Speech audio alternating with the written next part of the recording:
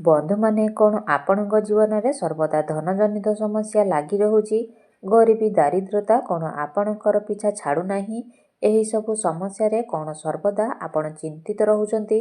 ଆପଣଙ୍କର ବେପାର ବାଣିଜ୍ୟରେ ମଧ୍ୟ ଆପଣଙ୍କୁ ବାରମ୍ବାର କ୍ଷତିର ସାମ୍ନା କରିବାକୁ ପଡ଼ୁଛି ଏବଂ ଋଣ କରଜରେ ଆପଣ ଭାରାକ୍ରାନ୍ତ ହୋଇଯାଇଛନ୍ତି। ଯେତେ ଚେଷ୍ଟା କଲେ ବି ଆପଣ ଋଣ କରଜ ଶୁଝି ପାରୁନାହାନ୍ତି। ତେବେ ତନ୍ତ୍ରଶାସ୍ତ୍ର ଅନୁସାରେ ଆପଣ ଗୁଜୁରାତିର ଏହି ଉପାୟକୁ କୌଣସି ବି ଦିନରେ କରି ନିଅନ୍ତୁ, ଯାହା ବିଷୟରେ ଆମେ ବେଦ ପୁରାଣ ଏବଂ ଶାସ୍ତ୍ରରେ ଉଲ୍ଲେଖ କରାଯାଇଛି। ଏହି ଉପାୟଟିକୁ କରିବା ଦ୍ୱାରା ଜୀବନରେ ସବୁ କଷ୍ଟରୁ ଆପଣଙ୍କୁ ମୁକ୍ତି ମିଳିଯିବ। ମା ଲକ୍ଷ୍ମୀଙ୍କ କୃପାରୁ ନା କେବଳ ଆପଣଙ୍କ ଜୀବନରେ ଧନର ବର୍ଷା ଏବଂ ଆପଣଙ୍କର ସମସ୍ତ ମନସ୍କାମନା ପୂର୍ଣ୍ଣ ହୋଇଯିବ।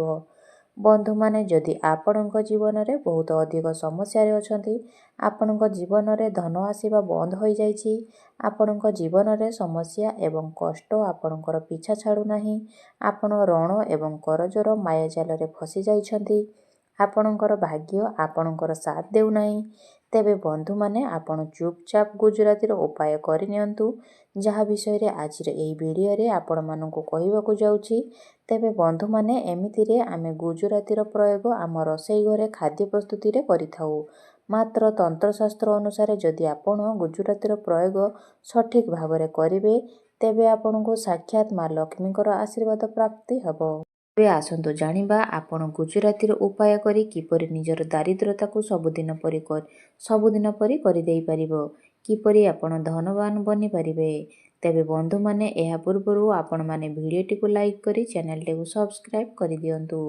ବନ୍ଧୁମାନେ, ଗୁଜୁରାତିକୁ ଶୁକ୍ର ଗ୍ରହଙ୍କର କାରକ ବୋଲି ମାନାଯାଇଥାଏ ଏବଂ ଶୁକ୍ର ଗ୍ରହଙ୍କର ନିୟନ୍ତ୍ରଣ ମା ଲକ୍ଷ୍ମୀଙ୍କର ହାତରେ ରହିଥାଏ ଏବଂ ଜ୍ୟୋତିଷ ଶାସ୍ତ୍ରରେ ଏହା ଉଲ୍ଲେଖ ମଧ୍ୟ ରହିଛି ଯେ ଯେଉଁ ବ୍ୟକ୍ତିଙ୍କୁ ଶୁକ୍ର ଗ୍ରହ ସହ ସାଥ ଦେଇଥାଏ, ଅର୍ଥାତ୍ ଯେଉଁ ବ୍ୟକ୍ତିଙ୍କର କୁଣ୍ଡଳୀରେ ଶୁକ୍ର ଗ୍ରହ ମଜବୁତ ସ୍ଥିତିରେ ଥାନ୍ତି, ସେହି ବ୍ୟକ୍ତିଙ୍କ ଉପରେ ସାକ୍ଷାତ ମା ଲକ୍ଷ୍ମୀଙ୍କର ଆଶୀର୍ବାଦ ରହିଥାଏ ଏବଂ ମା ଲକ୍ଷ୍ମୀଙ୍କ କୃପାରୁ ନା କେବଳ ସେହି ବ୍ୟକ୍ତିକୁ ଗରିବୀ ଏବଂ ଦାରିଦ୍ର୍ୟତାର ମୁକ୍ତି ମିଳିଥାଏ, ବରଂ ସେହି ବ୍ୟକ୍ତିଙ୍କୁ କୋଟିପତି ହେବାର ମଧ୍ୟ କେହି ଅଟକାଇ ପାରିବେ ନାହିଁ।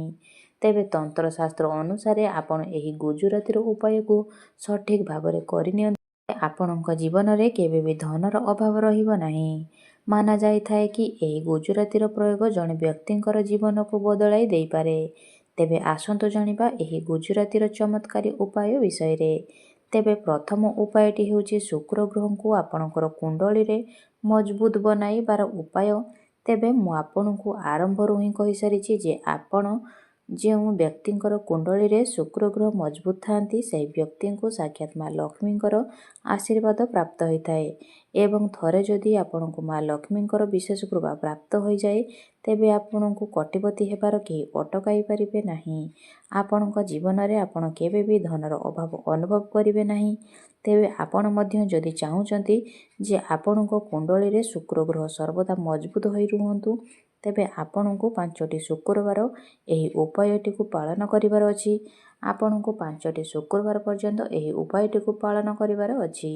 ଆପଣ 5ଟି ଶୁକ୍ରବାର ଏହି ଉପାୟଟି ପାଳନ କରିବା ପରେ ଆପଣ ନିଜେ ହିଁ ପରିବର୍ତ୍ତନକୁ ଲକ୍ଷ୍ୟ କରିପାରିବେ।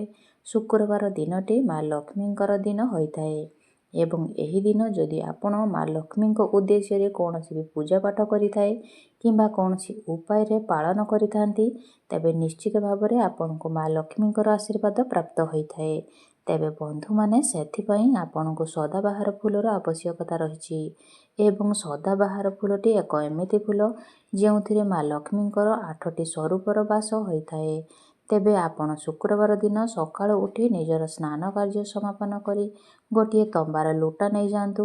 ସେଥିରେ ଆପଣ ଗଙ୍ଗା ଜଳ ଭରି ଦିଅନ୍ତୁ ଏବଂ ସେଥିରେ ଆପଣ ଗୋଟିଏ ଗୁଜୁରାତି ପକାଇ ଦିଅନ୍ତୁ ଏବଂ ସେହି ଜଳକୁ ଆପଣ ସଦାବାହାର ଗଛ ମୂଳରେ ଢାଳି ଦିଅନ୍ତୁ। ଏହି ଉପାୟଟିକୁ ଆପଣ 5ଟି ଶୁକ୍ରବାର ପର୍ଯ୍ୟନ୍ତ କରିନିଅନ୍ତୁ। ଦେଖିବେ 5ଟି ଶୁକ୍ରବାର ପରେ ଆପଣ ନିଜ ଜୀବନରେ ପରିବର୍ତ୍ତନ ନିଶ୍ଚିତ ଭାବରେ ଲକ୍ଷ୍ୟ କରିପାରିବେ। ଆପଣଙ୍କ ଜୀବନରେ ଆଉ ଧନର ସମସ୍ୟା ରହିବ ନାହିଁ। ମା ଲକ୍ଷ୍ମୀଙ୍କର ଆଶୀର୍ବାଦ ନିଶ୍ଚିତ ରୂପରେ ଆପଣଙ୍କୁ ପ୍ରାପ୍ତି ହେବ। ଦ୍ୱିତୀୟ ଉପାୟଟି ହେଉଛି ଅଧିକ ଖର୍ଚ୍ଚର ମୁକ୍ତି ପାଇବାର ଉପାୟ। ଅର୍ଥାତ୍ ଆପଣ ଯେତେ ରୋଜଗାର କଲେ ମଧ୍ୟ ଆପଣଙ୍କର ଖର୍ଚ୍ଚ ହୋଇଯାଉଛି, ଖର୍ଚ୍ଚ ଉପରେ ଆପଣଙ୍କର ନିୟନ୍ତ୍ରଣ ରହୁନାହିଁ, ଆପଣ ଧନ ସଞ୍ଚୟ କରିବାକୁ ଅସମର୍ଥ ହେଉଛନ୍ତି, ତେବେ ଏହିସବୁ ସମସ୍ୟାର ଏହି ଉପାୟଟିକୁ ଆପଣମାନଙ୍କୁ ନିଶ୍ଚିତ ଭାବରେ ମୁକ୍ତି ଦେଇପାରିବ, ଅର୍ଥାତ୍ ଆପଣଙ୍କୁ ଅଯଥା ଖର୍ଚ୍ଚରୁ ବଞ୍ଚାଇ ପାରିବ। ଏହି ଉପାୟଟିକୁ କରିବା ଦ୍ୱାରା ଆପଣଙ୍କର ଧନର ଆୟ ବୃଦ୍ଧି ହେବା ସହିତ ଆପଣଙ୍କର ଖର୍ଚ୍ଚ କମ୍ ହୋଇଯିବ ଏବଂ ଆପଣ ଧନ ସଞ୍ଚୟ କରିବାକୁ ମଧ୍ୟ ସମର୍ଥ ହୋଇପାରିବେ।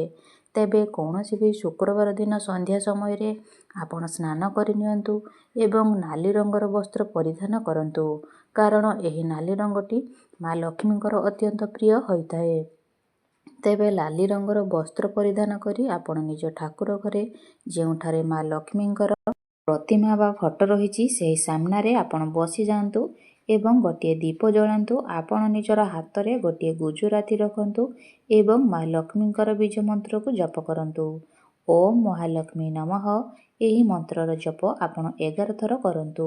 ତାପରେ ଆପଣ ସେହି ଗୁଜୁରାତିକୁ ନିଜର ପର୍ସରେ ବା କୌଣସି ବ୍ୟାଗରେ ରଖିଦିଅନ୍ତୁ କିମ୍ବା ଆପଣ ଘରେ ନିଜର ଧନ ଯେଉଁଠାରେ ସଞ୍ଚୟ କରି ରଖୁଛନ୍ତି ସେହି ସ୍ଥାନରେ ରଖିଦିଅନ୍ତୁ। ଆପଣ ଦେଖିପାରିବେ ଯେ ଆପଣଙ୍କର ବଦଖର୍ଚ୍ଚ ଧୀରେ ଧୀରେ କମିଯିବ ଏବଂ ଆପଣଙ୍କର ଧନ ସଞ୍ଚୟ ହେବା ଆରମ୍ଭ ହୋଇଯିବ। ଆପଣଙ୍କର ସର୍ବଦା ପଇସାରେ ଭରି ରହିବ। ତୃତୀୟ ଉପାୟଟି ଏକ ଏପରି ଉପାୟ ଅଟେ ଯାହାକୁ ପାଳନ କରିବା ଦ୍ୱାରା ଆପଣଙ୍କୁ ରାହୁ କେତୁଙ୍କର ସାଥ ମିଳିବ, ଅର୍ଥାତ୍ ଆପଣଙ୍କର ଭାଗ୍ୟରେ ସାଥ ମିଳିବ। ଏହା ଏକ ଏପରି ଉପାୟ ଅଟେ ଯାହାକୁ ଯଦି ଆପଣ କରିନିଅନ୍ତି ତେବେ ଆପଣଙ୍କର ଭାଗ୍ୟ ଚମକି ଉଠିବ। ଭାଗ୍ୟ ସର୍ବଦା ଆପଣଙ୍କର ସାଥ ଦେବ ଏବଂ ଆପଣଙ୍କୁ ପ୍ରତ୍ୟେକ କ୍ଷେତ୍ରରେ ସଫଳତା ମଧ୍ୟ ମିଳିବ। ତେବେ ଏହି ଉପାୟଟିକୁ ଆପଣଙ୍କୁ ଲଗାତାର 5ଟି ଗୁରୁବାର ପର୍ଯ୍ୟନ୍ତ କରିବାର ଅଛି। ଗୁରୁବାର ଦିନଟି ଭଗବାନ ବିଷ୍ଣୁଙ୍କୁ ସମର୍ପିତ ଅଟେ ଏବଂ ଭଗବାନ ବିଷ୍ଣୁ ମା ଲକ୍ଷ୍ମୀଙ୍କର ସ୍ୱାମୀ ଅଟନ୍ତି, ଅର୍ଥାତ୍ ଭଗବାନ ବିଷ୍ଣୁଙ୍କୁ ପ୍ରସନ୍ନ କରିବା ଦ୍ୱାରା ଆପଣଙ୍କୁ ସେମିତିରେ ବି ମା ଲକ୍ଷ୍ମୀଙ୍କର ଆଶୀର୍ବାଦ ପ୍ରାପ୍ତ ହୋଇଯିବ।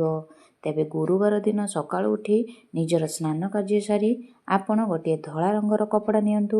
ସେହି ଧଳା କପଡ଼ା ଉପରେ ଗୋଟିଏ ମୁଠା ଚାଉଳ ରଖିଦିଅନ୍ତୁ ଏବଂ ତା ଉପରେ ଗୋଟିଏ ଗୁଜୁରାତି ରଖନ୍ତୁ। ତାପରେ ଆପଣ ଏହାକୁ ଏକ ପୁଟୁଳି ବନାଇ ଦିଅନ୍ତୁ। ତାପରେ ଏହାକୁ ନେଇ ଆପଣ କୌଣସି ଏକ ମନ୍ଦିରକୁ ଯାଆନ୍ତୁ ଏବଂ ମନ୍ଦିର ବାହାରେ ବସିଥିବା କୌଣସି ଭିକାରୀକୁ ଆପଣ ଏହାକୁ ଦାନ ଦେଇଦିଅନ୍ତୁ। ଲଗାତାର 5ଟି ଗୁରୁବାର ପର୍ଯ୍ୟନ୍ତ ଆପଣ ଏହି ଉପାୟଟିକୁ ପାଳନ କରନ୍ତୁ।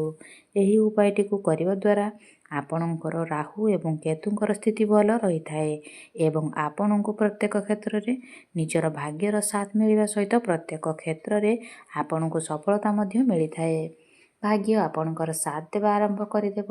ତେବେ ବନ୍ଧୁମାନେ, ଯଦି ଆପଣମାନେ ଚାହୁଁଛନ୍ତି ମା ଲକ୍ଷ୍ମୀଙ୍କ ସହିତ ଆପଣଙ୍କୁ ଭଗବାନ ବିଷ୍ଣୁଙ୍କର ମଧ୍ୟ ଆଶୀର୍ବାଦ ପ୍ରାପ୍ତ ହେଉ, କୃପା ପ୍ରାପ୍ତ ହେଉ, ଆପଣଙ୍କ ଗୃହରେ ମା ଲକ୍ଷ୍ମୀଙ୍କର ସ୍ଥାୟୀ ବାସ ହେଉ ଏବଂ ଆପଣଙ୍କୁ କେବେ ବି ଧନଜନିତ ସମସ୍ୟାର ସମ୍ମୁଖୀନ ହେବାକୁ ନ ପଡ଼ୁ, ତେବେ ଏହି ଉପାୟ ଗୁଡ଼ିକ ଆପଣଙ୍କ ନିଜ ଜୀବନରେ ନିଶ୍ଚିତ ଭାବରେ ପାଳନ କରନ୍ତୁ। ତେବେ ବନ୍ଧୁମାନେ, ସେଥିପାଇଁ ଆପଣ ଶୁକ୍ରବାର ଦିନ ଏହି ଗୋଟିଏ ଉପାୟ ନିଶ୍ଚିତ ପାଳନ କରନ୍ତୁ ଏବଂ ପ୍ରତ୍ୟେକ ଶୁକ୍ରବାର ଦିନ ଆପଣ ଏହାକୁ ପାଳନ କରନ୍ତୁ। ତେବେ ଶୁକ୍ରବାର ଦିନ ସକାଳରୁ ସନ୍ଧ୍ୟା ଯେକୌଣସି ସମୟରେ ଆପଣ 12ଟି ରୁଟି ବନାଇ ଦିଅନ୍ତୁ ଏବଂ ପ୍ରତ୍ୟେକ ରୁଟି ଉପରେ ଗୋଟିଏ ଲେଖାଏଁ ଗୁଜୁରାତି ରଖିଦିଅନ୍ତୁ। ସେହି ରୁଟିକୁ ଆପଣ ଗାଈକୁ ଖାଇବାକୁ ଦିଅନ୍ତୁ, କାରଣ ଗୋମାତାଙ୍କ ଶରୀରରେ 33 କୋଟି ଦେବାଦେବୀଙ୍କର ବାସ ହୋଇଥାଏ। ଗାଈର ଶିଙ୍ଗ ମଧ୍ୟ ଭଗବାନ ଶିବଙ୍କର ମଧ୍ୟ ବାସ ହୋଇଥାଏ। ତ ଯଦି ଆପଣ ପ୍ରତ୍ୟେକ ଶୁକ୍ରବାର ଦିନ ଏହାକୁ ଏକ ନିୟମ ବନାଇ ଏହି ଉପାୟଟିକୁ ପାଳନ କରନ୍ତି, ଅର୍ଥାତ୍ ପ୍ରତ୍ୟେକ ଶୁକ୍ରବାର ଦିନ ଆପଣ 12 ଗୋଟି ରୁଟି ବନାଇ ପ୍ରତ୍ୟେକ ରୁଟିରେ ଗୋଟିଏ ଲେଖାଏଁ ଗୁଜୁରାତି ରଖି ଆପଣ ଗୋମାତାଙ୍କୁ ଖାଇବାକୁ ଦିଅନ୍ତୁ, ତେବେ ଆପଣଙ୍କ ଜୀବନରେ ଉନ୍ନତି ହେବା ଆରମ୍ଭ ହୋଇଯିବ ଏବଂ ଆପଣଙ୍କ ଜୀବନରେ ଚାଲିଥିବା ଅନେକ ଗୁଡ଼ିଏ ସମସ୍ୟାର ଅନ୍ତ ହୋଇଯିବ। ବନ୍ଧୁମାନେ, ଆପଣମାନେ ଜାଣନ୍ତି ଭଗବାନ ଶ୍ରୀକୃଷ୍ଣ ମଧ୍ୟ ଗୋମାତାଙ୍କର ସେବକ ଥିଲେ। ତେଣୁ ଗୋମାତାଙ୍କର ସେବା କରିବା ଦ୍ୱାରା ମଧ୍ୟ ଆପଣଙ୍କୁ ଅନେକ ପୁଣ୍ୟର ପ୍ରାପ୍ତି ହେବ। ତ ବନ୍ଧୁମାନେ, ଆପଣମାନଙ୍କୁ ଯଦି ମୋର ଏହି ଭିଡ଼ିଓଟି ଭଲ ଲାଗିଥାଏ ତେବେ ଭିଡ଼ିଓଟିକୁ ଲାଇକ୍ କରି ଚ୍ୟାନେଲଟିକୁ ସବସ୍କ୍ରାଇବ୍ କରିଦେବେ।